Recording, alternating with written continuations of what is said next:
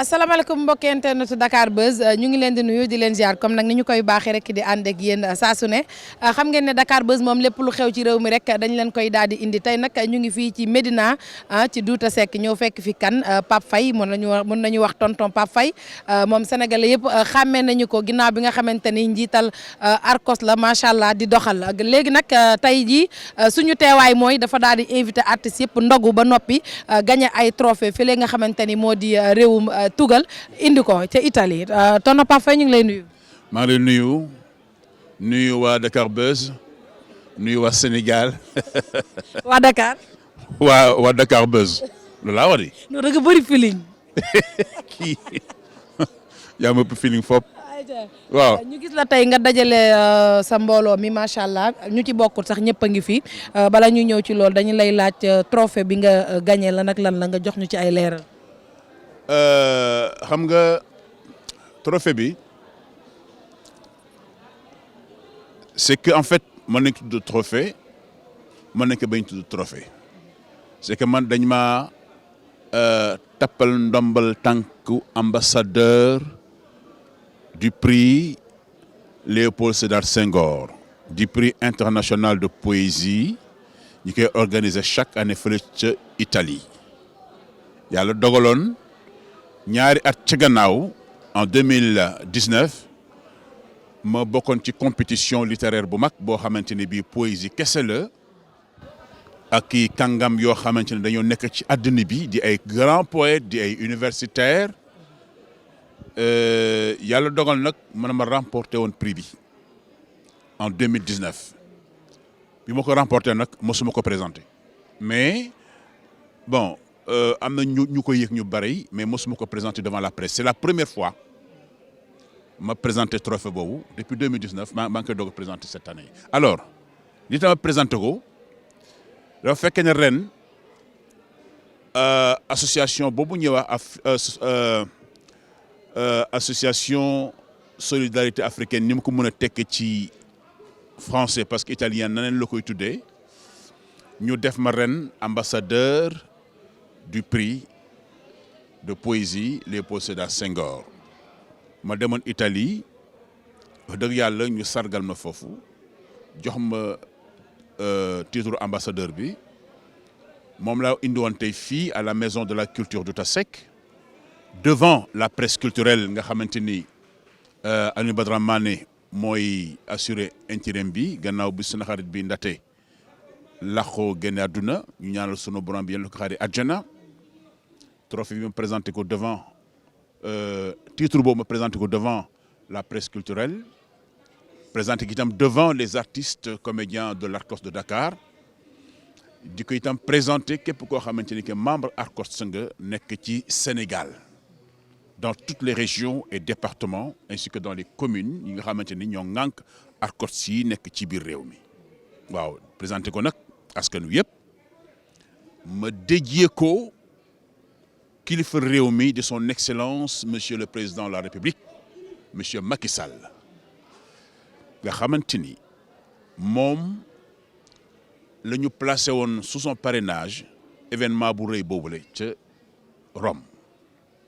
ambassadeur Abdoulaye Seck ñëwoon fa représenter la diplomatie sénégalaise ànd ak l'ambassadeur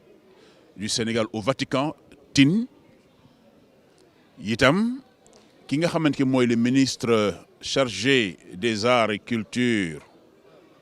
du ministre conseiller auprès du président Macky Sall di El Hadji Amadou Kassé ñëwoon itam représenter son excellence monsieur Macky Sall moom itam liggéeyam bu rafet xam-xamam tax aujourd'hui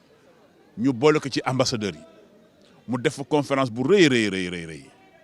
ñu sargal fa nag Macky Sall sargal bu rëy sargal bi lan la benn prix spécial la ko association bi jox incha allahu rabbi fan yii président dana jot trophée bi te ñun ñi ñoo ko fas yéene jox ñun ñi nga xam ne ñooy les ambassadeurs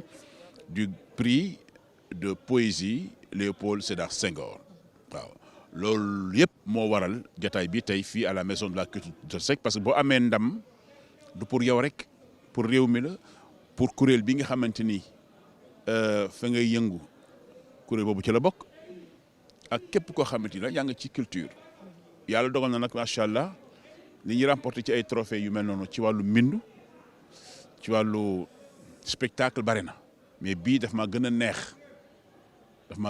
li tax mu gën maa neex mooy son excellence monsieur Macky Sall turam dafa yëkkati ko foofu ci bés ba moo tax ñu toppal ko jox ko benn trophée spécial waaw loolu moo ma gën a neexati gën maa neexati le fait que incha allahu rabbi trophée boobu su koy jot am na yaakaar ne ci ñun suñu ñaari loxo yi lay jaar man ak El Hadj Amady Kassé ndax mu jot ko waaw kon nag vraiment macha allah président gàcce ngalama wax nañu fi liggéeyam rafetlu ko ci kanamu autorités yi nga xamante ne ñoo newoon ca bés ba ca salle ba di ay kàngam yu mag di ay universitaire yu mag a mag yoo xamante ni dañu jóge ci réew yëpp Canada France waxuma sax Italie teg ci Suisse Belgique Maroc Cameroun ñëpp nga fa woon ba ci le consul bu Sénégal bi nekk foofu ca Italie waaw vraiment tous les grands poètes yi ngay dégg di organiser ay festival à travers le monde ña nga woon ci événement boobule donc mu nekk événement bu rëy waaw. mu nekk lu am solo est-ce que ginnaaw loolu mën nañu xaar ay liggéey yu am solo ci artistes yi ñuy dippee ay comédiens ak ay comédiennes yi nga xamante ni ñoo nekk ci réew mi mën nañu xaar ñu gis seen bopp ci wàllum liggéey ci trophée bi. liggéey ci trophée bi mooy liñ ci namm rek mooy en fait pour que ñeneen ñi nga xam ne dañu nekk ci théâtre gi di liggéey wala ci domaine culture di liggéey lu mel nii mu leen a ñaax parce que encore une fois je dis que c'est pas pour moi mais royuwaay la pour ñoom parce que man en fait man seen papa la ci bari seen papa la donc may def sama wàll rek pour ñoom ñu jéem a roy ci lu baax lii may def xëy na amaana def naa loo xamante du noonu waaye lu baax li nga xamante ni jàpp naa ne xëy na lu baax la ñoom ñu roy ci. trophée yi nga xam ne yàlla dogal na maa ngi koy remporter un peu partout à travers le monde ñu gisal seen bopp mën a jaar ci tànk yooyu la gën ma sax demin damay ñaan ñoom ñu gën ma demin ci liggéey bi ñu yegg foo xamante ni fi sax yegguma fa woon loolu moo tax ma indi lii ñu gis ko teg ci seen bët pour mën a góorgóorlu parce que métier théâtre wala métier culture dafa nekk métier boo xamante ni bii nañu waxante dëgg du métier bi joxe xaalis du métier bu joxe alal. mais ñu bari dañuy wax ne jamono ji am na xaalis. ça dépend mi ngi dépendre ci nit ki mi ngi dépendre ci ni ngay tëgg sa bopp mi ngi dépendre sa talent mi ngi dépendre sa comportement vis-à-vis de la société mi ngi dépendre également ci sa xarañtaay sa créativité waaw parce que nit ku nekk mën nga am lu ne mais su boobaa da ngay tàmbali culture bi sa bopp d'abord nit ki yaay tëgg sa bopp yaay defar sa bopp yaay ëw sa bopp ba nga neex a jaay ci jëfin ci waxin ci doxalin ci sa relation avec la société ak gëm liggéey gëm li nga nekk nga gëm ko di ci dem ba jeex ànd ci fulla ak fayda kenn bañ la ci yaf nag di ko defee ni ñu la ko santé ak ni ñu ko sentiré mais bañ ci fakastal wala bañ ci ñàkk kersa ñàkk teggin kenn parce que am na ci ay artistes c'est vrai yoo xamante ni yii am nañu talent yu mag a mag a mag waaye quelquefois léegi nga dugg ci liggéey bi ci yeneen yoo xamante ni dañ la yàq lu bari moo tax man damay bëgg di préserver samay valeurs li nga xam ne culture la ci sama aar ak sama taarix dama ko bëgg di préserver dama bëgg di ko wane pour ëllëg a tax booy xool sama parcours yëpp lii ma ci incarné yëpp dans le théâtre par exemple damay siggil sama histoire sama taarix damay siggil ñi nga xamante ni mooy sunu valeur positive moo tax damay sawar di jouer yu mel ni ki histoire Lat Dior Ngoné Latyr Diop daan bañkat damay jouer naa fi Madior Yacine Boubou jouer naa fi Thierno Souleymane Baal maanaam ñooñu ñëpp te damay itam teg sama kaddu ci ay jaar-jaaru kilifa yu mag yi nga xamante ni ñoo tax Sénégal ci gi tey Maam Sëñ Touba Xaadimu Rasuul El Hadji Malick Seydina Limaamu Mame Boukounta Ndiassane ba ci ko tedd ki Seydina Mohamed. Donc valeur yooyu yëpp dama ko bëgg di préserver ci lay liggéey ci lay yëngu ñu bari ci la ñi ma xam bëgguma def loo xamante ni li daf may wàcc wala lay wàcc sama askan. loolu daal laa xam te loolu laa ñaax ñi nga xamante ñoom la bokk liggéey di remercier nag la presse culturelle parce que liggéey bi bu ñu yeggee bi fii ci lii nga xam ne def nañ ko fan yi c'est grâce à la presse culturelle waaw di leen ci remercier bu baax a baax parce qu'ils ont fait un travail extra boo xam ne bi presque ça a été repris par l'ensemble de la presse te loolu dañ ciy bëgg dañ ci kontaan loolu mooy Sénégal li ki da nga koy yëkkati waaye doo ko wàcce. Moi je suis quelqu'un qui aime tirer les gens vers le haut et non jamais vers le bas. mu nekk lu am solo gis nañu yàggul dara ngeen amal fi seen journée bu mag di 27 mars xaw ma 28 ñu 27 ñu gis seen taxawaay yëpp mooy nañu jàppale mag ñi nga xamante ne ñoom ñoo fi nekkoon ñu jëlee fii artiste bu feebar ñu lay ketal bëgg nañu ay kër ginnaaw boobaak léegi am ngeen ay retour wala yéen a ngi koy yaakaar parce que gis nañ ne doxoon ngeen ba buntu palais. waa xam nga loolu yàgg nañ ci di dox yàgg nañ ci di wax. dafa dul théâtre bi rek dafa dul artiste comédien bi rek nañ waxtu dëgg ñii liggéeyal seen réew ba faf yàlla def ñu dem retraite muutuñu seen yaram sutante bare nañ dafa fekkee ne théâtre bi ñi ci liggéey artiste dafa siiw artiste bi la ñu gën a xam moom la ñuy gis moo tax bu nekk ci ay tolof toujours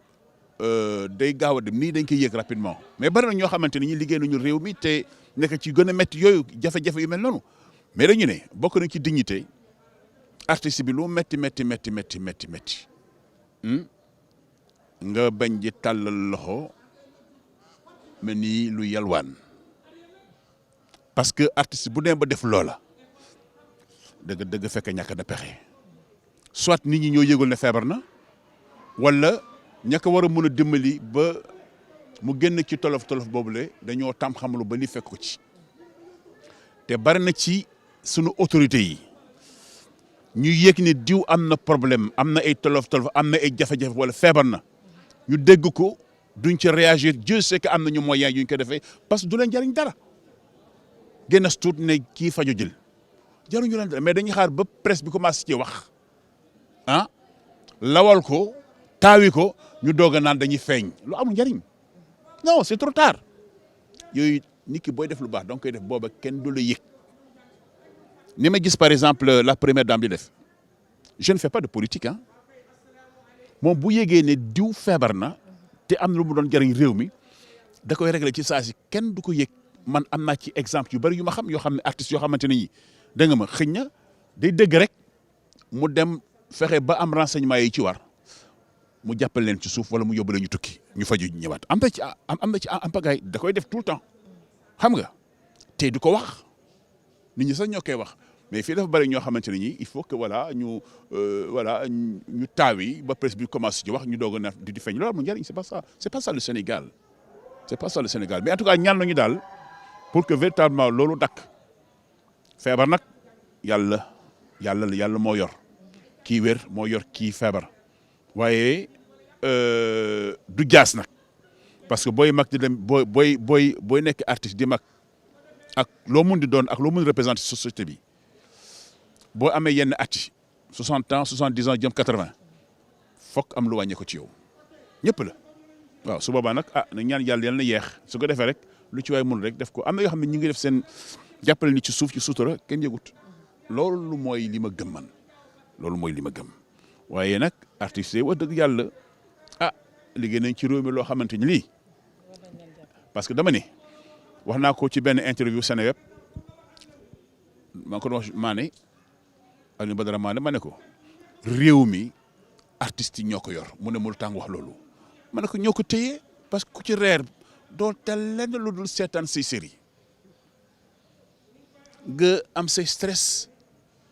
mu nax saay dem nga wér boo feebaroon sax wér nga ku ci am naxar boo seetaanee yenn série yi rek mu dem dam moo tax ma ne réew mi aujourd'hui ak askan wi artistes yi ñoo leen téye seen loxo di leen bëggal ba ñu fàtte seen métit. mu nekk lu am solo am na loo xam ne mënuñ la ci bañ a laaj ndax nag réew mi dañ lay déglu macha allah fan yi gis nga jafe-jafe bi nga xamante ni jigéen ñi ñu ci bari ñu ngi jóg di ko kaas ndax ku doon am doom fële ca Louga astu daal di ñàkk bakkanam ci li ñu wax taxawaay bu jaarul yoon boobu nga xamante ni moom lañ ko taxaw ban gis-gis ngay am ci loolu ak yan jàngat nga siy joxe. wax dëgg yàlla day lii ma dégg gis ko su fekkee noonu la amee day rafetut parce que bu dul dara sax jigéen juy matu waxuma sax mu ñàkk matu sax mais jigéen ju ëmb boo duggee ci oto nga gis jigéen bu ëmb taxaw yow mi toog mais ko mu toog yow nga taxaw moom mu toog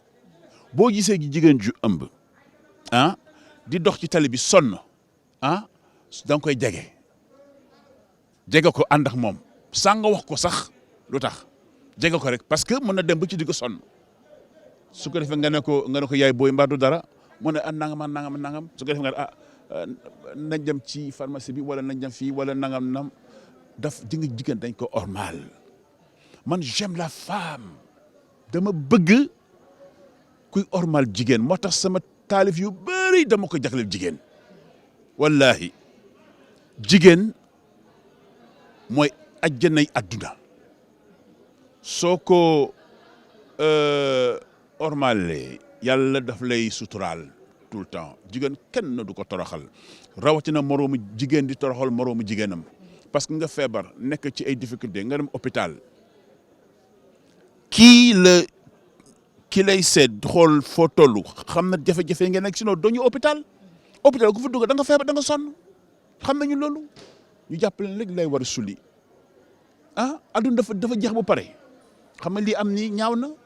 ba tax na ku nekk jot na ci am na ñu limogé ñi dañ leen dàq ainsi de suite lu ko fi jar loolu laa ne wax dëgg yàlla di nga lii daal ndoo sosule mun naa bon xëy na sax ni mu demee sax moo tax ma koy wax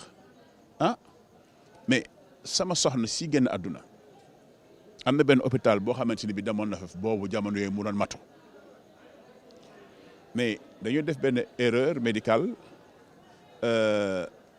sampal ko butéel boo xam ne waruñu ko woon sampal par erreur donc ko sampal mu commencé di kii nii moo ci boppam moom moo ko buddi oui parce que c'était pas ça donc ko sampal mu commencé moom moo ko dindi bi infirmier bi ñëwee nekk mais lu xew mu doo commencé di noyyiwaat c'est la femme bi ne mais kii dafa def erreur heureusement mu ne kii la sampal lii dafa def erreur bu mag kooku naroon naa dem donc c'est des choses qui arrivent dans les hôpitaux c'est-à-dire que dañuy defe ne xëy na peut-être xëy na sax duñ ko tey wala ça peut arriver nga am ay day am quelquefois nit day juum waaye comme lii am na ba je crois que le corps médical dans son entièreté va tirer les leçons là-dessus am nañ yaakaar ne li am dootul am te ma ñaan Sénégal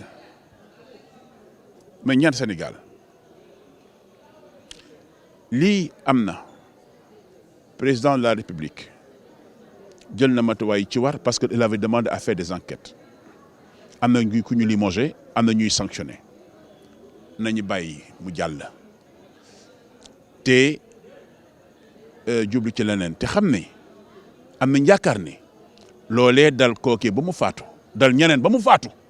parce qu'il y a eu beaucoup de témoignages j'ai eu des gens qui ont pleuré jooy parce que seeni doom seeni jabar dañ leen ci conditions yi la ñu deewee fa metti waaye sunu borom bi moo yor lépp sunu borom bi mën na defar lépp comme loolu jàll na ñii xamante ne ñoo des nag ci waa kër docteur ñu tirer ci ay leçons pour loolu bañ amati ci hôpitaux yi ci dispensaires yi naa la jox benn exemple damay gis ay mag ñu feebar dañu am difficulté pour dox dem hôpital loolu la ñu war a régler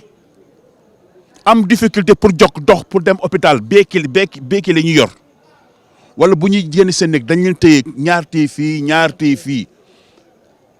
ñu ne il faut ñu yóbbu ko dispensaire mais loolu fu mu am est-ce que on peut pas envoyer